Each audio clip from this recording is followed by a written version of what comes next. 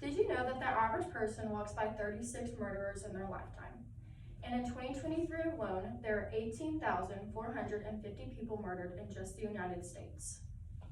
Today, I'm going to tell you about one of the most famous serial killers of all time, Jeffrey Dahmer.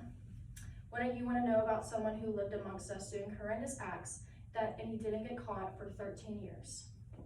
I know that myself, I like to watch documentary after documentary to educate myself about serial killers and their lifestyle. And surprisingly enough, they always come off as fun, safe people.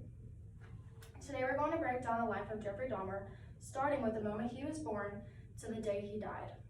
I will inform you about his red flags that started when he was just a kid, and we'll go on to talk about his first murder to his last. What were his methods? How did he draw people in? What did he do after he took their life? And how did he finally get caught?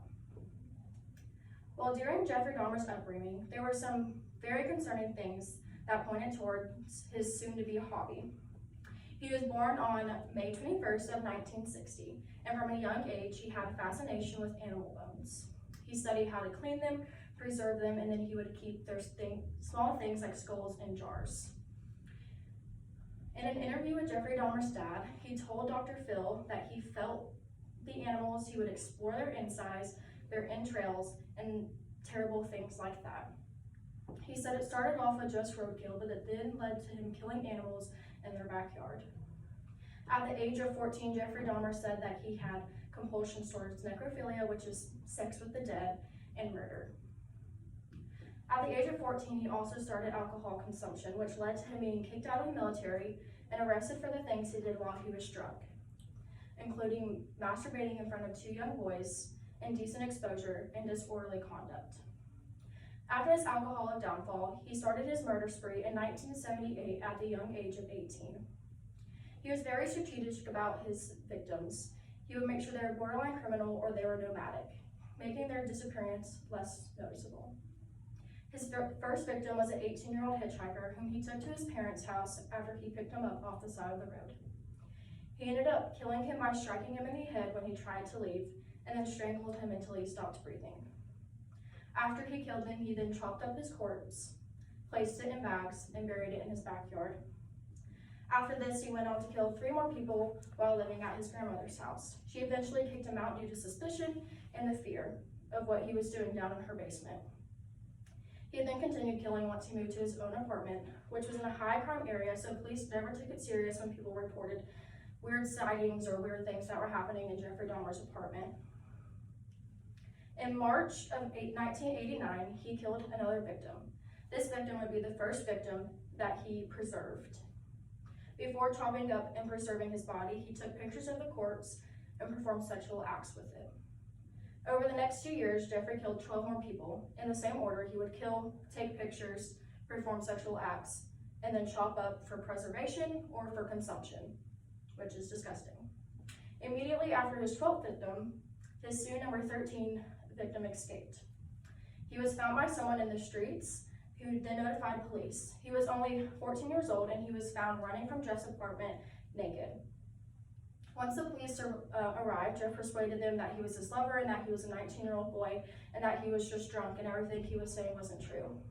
Police walked him up to the apartment after taking his word and briefly searched the apartment, and they soon left. If they would have actually searched the apartment thoroughly, they would have found his previous victim who was lying on the bed in his bedroom. This would have saved the young boy because after the police left, he then ended up killing him. And then he killed 4 more and then carried the same 4 steps of killing, pictures, sexual acts, and then preservation. After 16 murders, he finally got caught. He was arrested on July 22nd of 1991 after police were led to his apartment after his last victim, Tracy Edwards, escaped. He was found wandering the streets with handcuffs dangling from his wrists, and police went to Jeff's apartment and asked for the keys for the handcuffs. After they saw that, they saw pictures on the floor of dead corpse, and Dahmer was then arrested. After he was arrested, police thoroughly searched the apartment, found 4 heads, preserved skulls, jars containing genitals, and an abundance of photographs of victims. Dahmer stated he wanted to make a private altar out of the skulls and hoped it would be a place where he would feel at home. On February 15th of 1992, Jeff was finally proven guilty and sentenced to 15 consecutive life terms. He was sent to the Columbia Correctional Institution, initially kept separate, but soon he convinced the judge to be socialized.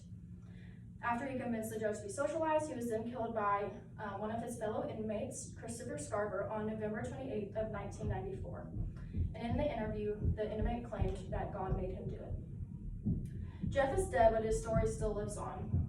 His love for the dead started at a young age and unfortunately led to the death of 17 people.